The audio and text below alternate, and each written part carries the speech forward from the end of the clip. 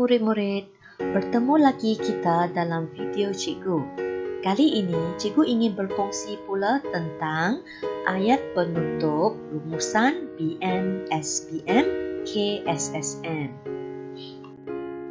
Baiklah murid-murid, untuk soalan rumusan, markah penuh rumusan ialah 30 markah, iaitu isi 20 markah, bahasa 10 markah。同学们，rumusan的满分是30分，那就是内容20分，语文10分。Jawapan rumusan yang lengkap terdiri daripada 1 ayat pendahuluan, 8 isi, iaitu isi-isi ini diambil daripada semua bahan dan semua fokus yang terdapat dalam soalan rumusan.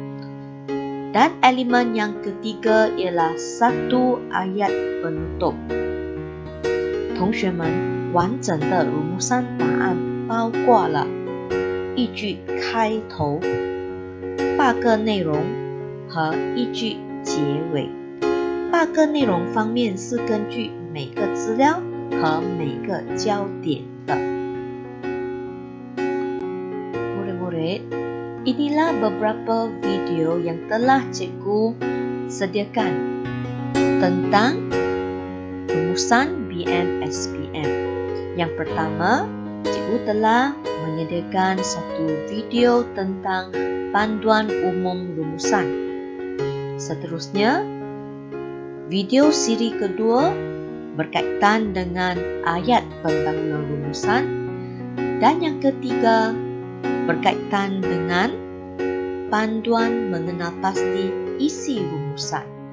Sekiranya murid-murid belum menonton video-video ini, apa kata selepas sahaja menonton video cikgu yang keempat ini, murid-murid jenguklah ataupun tontonlah video siri yang 1, siri pertama, kedua dan ketiga, untuk mendapatkan gambaran yang lebih jelas tentang panduan menjawab soalan rumusan。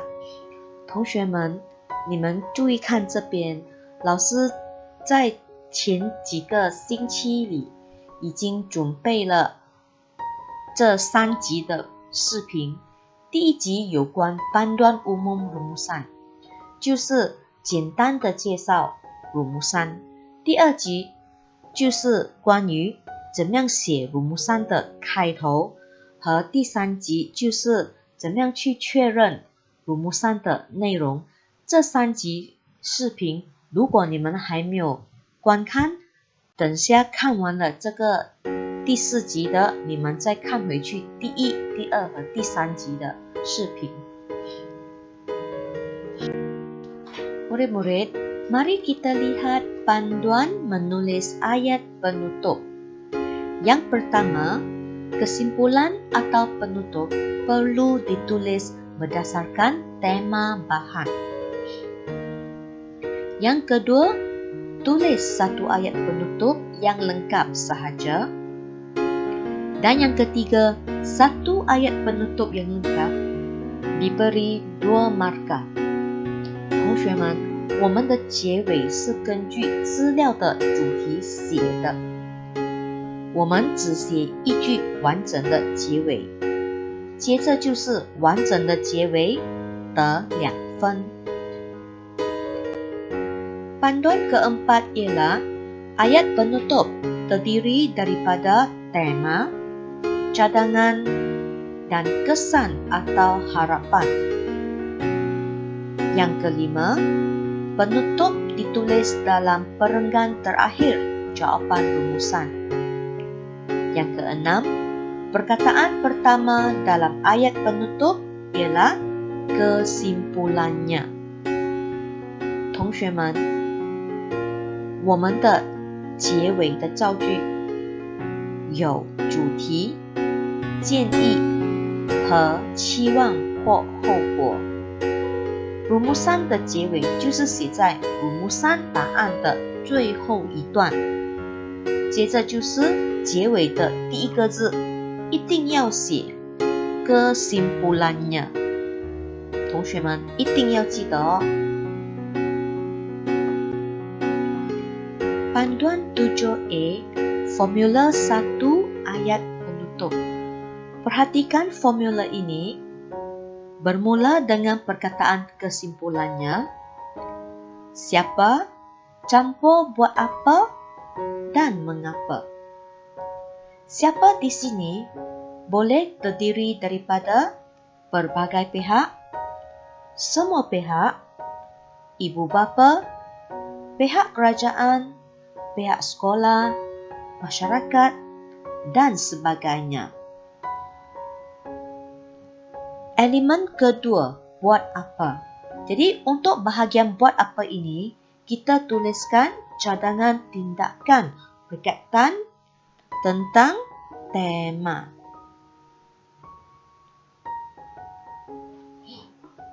Dan elemen ketiga, mengapa. Jadi untuk mengapa ini, kita tulis agar atau supaya, dan kita tulis kesan. Kesan daripada tindakan yang dicadangkan. 同学们，这个就是我们写 ayat penutup 的第一个 formula。我们的这个 formula 由 kesimpulannya 开始，接着我们写谁、做什么和为什么。这个谁包括了各方面，或者父母，或者政府、学校、社会，还有其他的单方面的。做什么就是我们给一个建议，我们的行动，给一个cadangan就是建议。接着就是为什么，就是讲我们所做的那个行动或者建议，能得到什么后果或影响。这个就是我们的 formula。第一个 formula 有关系跟谁、做什么、为什么。Ini ialah jadual formula 1. Di sini kita perhatikan jalur pertama ialah perkataan kesimpulannya. Jalur kedua berkaitan dengan siapa. Jadi untuk siapa ini ada beberapa contoh ya. Jalur ketiga kata bantu, iaitu perkataan seperti hendaklah, haruslah, mestilah, perlulah. Jalur keempat, buat apa. Okay? Buat apa yang tindakan ataupun kata kerja yang sesuai. Baik, di sini ada dua bahagian, sama ada kita guna untuk tema positif ataupun tema negatif. Maksudnya kalau perkara itu sesuatu yang baik, kita gunalah kata kerja menyokong, menggalakkan atau meningkatkan. Untuk tema yang negatif, kita boleh gunakan kata kerja seperti menangani, mengatasi, membantras dan sebagainya. Jadi ada banyak contoh perkataan yang boleh digunakan bersesuaian dengan tema, tema dalam bahan rumusan kita. Jalur ke-6 pula berkaitan dengan kata hubung. Kita mesti letak satu kata hubung, sama ada agar atau supaya.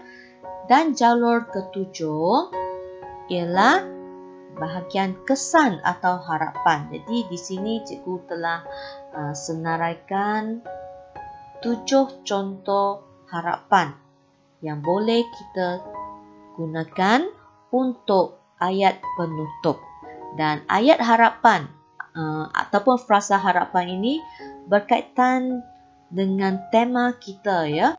Jadi kita mesti faham tema, fokus, baru boleh tulis frasa harapan yang sesuai. 同学们，这个就是有关我们 Formula 1的写法。第一排就是 kesimpulannya， 第二排就是谁，谁这边包括多方面或单方面。OK， 第三就是我们的助词，我们要给一个建议，我们一定要有写hendaklah, haruslah, mestilah 或者 perlulah， 我们写一个字罢了。接着就是做什么，做什么就是我们的动作。在这边我们看，如果是正面的主题就是好的，我们就要用 menyokong, 支持 menggalakkan, 鼓励或者 meningkatkan, 提升。如果那个 tema 那个主题是不好的、负面的，我们就要有一些动词来表达那个意思，处理、解决或避免，比如说 menangani, mengatasi。所以同学们一定要明白这个主题或者整个rumusan的 focus， 这样我们才能写到对的这个动词。写完了我们的buat apa， 接着就是我们要引用一个连词 agar 或者 supaya。接下来就是要写我们的期望，为什么我们要做那些动作，为什么要给那个建议。所以我们的期望或后果，这边老师有列下7个，我们是根据tema 和 focus 来写适合的 harapan 或者 kesan， 那就是我们的期望或后果。Baiklah murid-murid, mari kita lihat pula formula 2 ayat penutup. Formula ini bermula dengan perkataan kesimpulannya, diikuti oleh tema, campur cadangan, campur kesan atau harapan. Dan contoh ayat untuk formula ini ialah kesimpulannya, tema, haruslah diberi perhatian oleh semua pihak atau pihak tertentu itu sebagai cadangan, agar atau supaya, diikuti oleh bahagian kesan atau harapan。同学们，我们的第二个 formula 照样是由 kesimpulannya 开始，接着就是主题加建议，再加后果或期望。所以我们的造句就变成 kesimpulannya 加一个主题，我们就接着就写 haruslah diberi perhatian oleh semua pihak atau pihak 单方面。OK， 这边青色的就是讲我们给的建议应该给予注意，被谁给予注意就是全方面或者单方面。然后 agar 或 supaya 以便接下来就是我们的影响或者后果。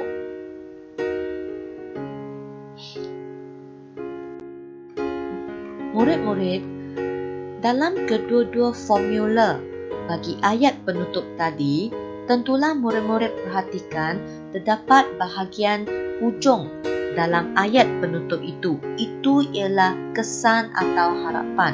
Bagaimanakah caranya kita menulis kesan dan harapan bagi sesuatu ayat penutup? Murid-murid, kita boleh tulis kesan dan harapan ini berdasarkan tema yang berlainan. Jadi dalam slide-slide yang seterusnya, cikgu senaraikan beberapa contoh kesan atau harapan, dan yang penting ialah murid-murid perhatikan sebelum kesan dan harapan ditulis, kita mestilah ada kata hubung supaya atau agar。同学们，在之前的2个 formula 中，同学们会发现到造句的最后一个部分就是我们的影响、后果或期望，那就是我们造句中的 kesan 或者 harapan。这样我们要怎么样写这个 kesan 或 harapan 呢？所以在这些接下来的 slide 当中，老师有列下几个例子来给你们看，这些 kesan 或 harapan 是可以根据我们的主题或者 tema 来写的。还有一项很重要的就是在还没有写 kesan 或 harapan 之前，同学们先要引用这个连词，那就是 supaya 或者 agar， 接着才是你的 kesan 或者 harapan。同学们要留意老师给的这些例子哦。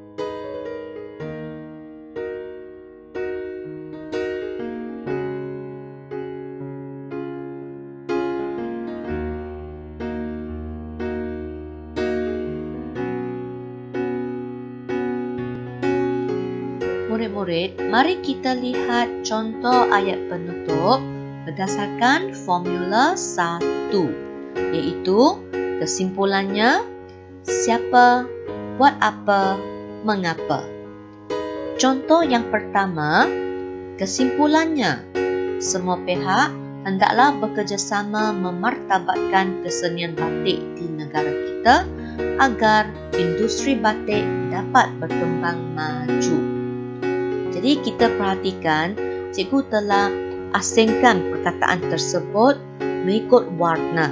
Jadi bahagian biru ialah siapa, jadi di sini ialah semua pihak. Kemudian diikuti oleh buat apa, itu tindakan, apakah cadangan yang boleh kita berikan. Okey, buat apa, dan diikuti oleh mengapa, apakah kesannya daripada tindakan tersebut. 同学们，现在老师要给你们看看 contoh ayat penutup 根据 formula 1，那就是kesimpulannya谁做什么和为什么。所以我们的第一个造句就是这样子写的。kesimpulannya 一定要写在前面，接着就是谁，什么pihak就是全方面，全部人。hendaklah 要做什么？ bekerjasama memartabatkan kesenian batik di negara kita。这个青色的字就是我们的建议要做什么。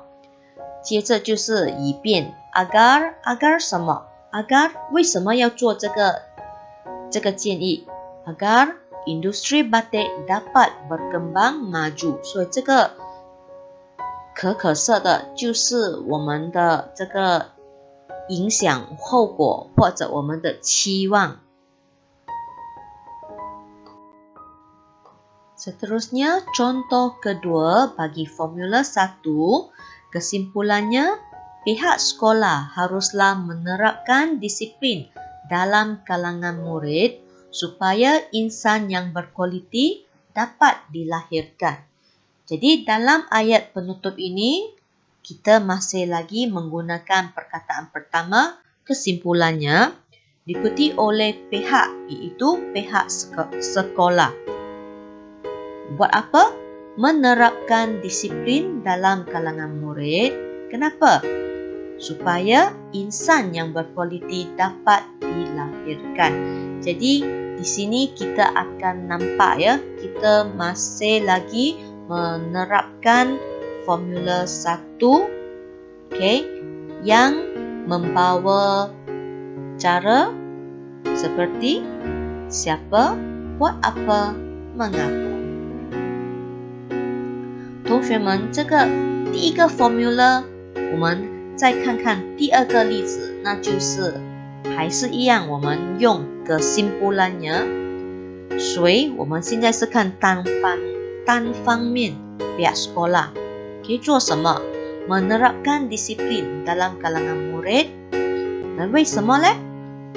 supaya insan yang berkualiti dapat dilahirkan。 所以第一个 formula 就是kesimpulannya 谁做什么为什么，这样子你就会拿到2分。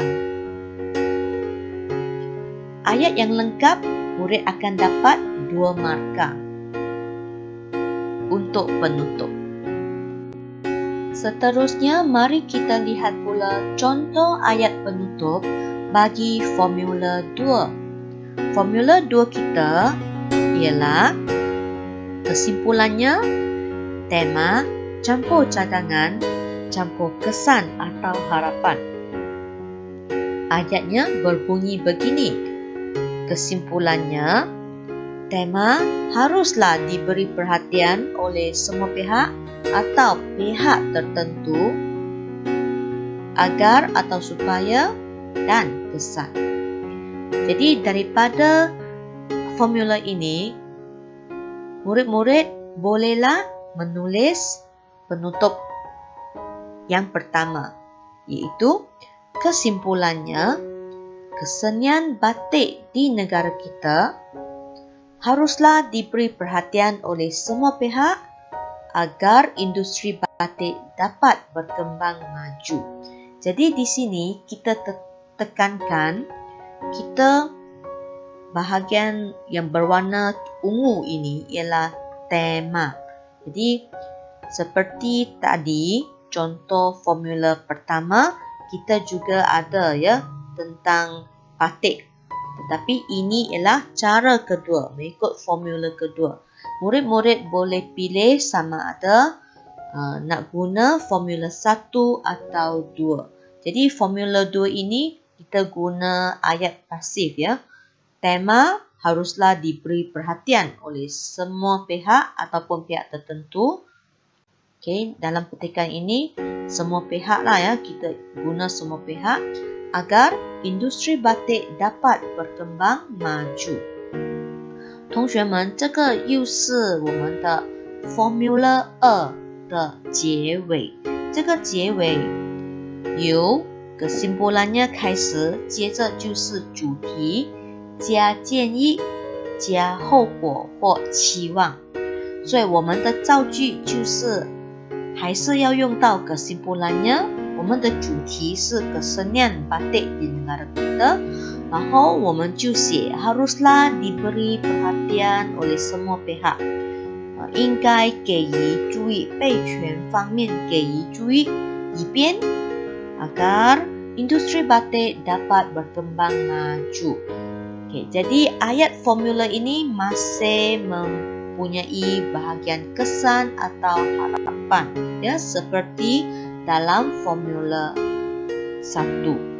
我们的这个 formula 2的造句还是有这个后果或期望在结尾的最后那边。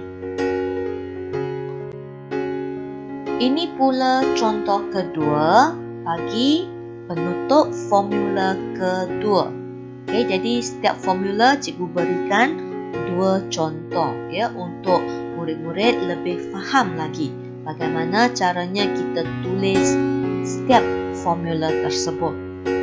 Baik, contoh ayat kedua, kesimpulannya penerapan disiplin dalam kalangan murid, ini ialah tema ya. Haruslah, apakah cadangan kita? Haruslah diberi perhatian oleh pihak sekolah. Okey, bahagian hijau ini ada satu cadangan ya. Tema itu haruslah diberi perhatian oleh pihak sekolah agar insan yang berkualiti dapat dilahirkan. Jadi bahagian kesan atau harapan masih sama. 同学们，这个又是第二个例子，所以我们看这边我们的结尾就是由kesimpulannya开始，接着就是紫色的这个主题。Haruslah diberi perhatian， 应该要被学校方面给予注意，以便接下来就是我们的后果或者期望。Baiklah murid-murid, sekian saja perkongsian cikgu kali ini. Cikgu berharap nota-nota yang cikgu berikan dalam video ini bermanfaat untuk semua. 同学们，老师的分享就到这边。老师希望在这个视频中，老师所给的笔记能帮到大家。Sehingga kita berjumpa lagi dalam video cikgu yang akan datang. Bye!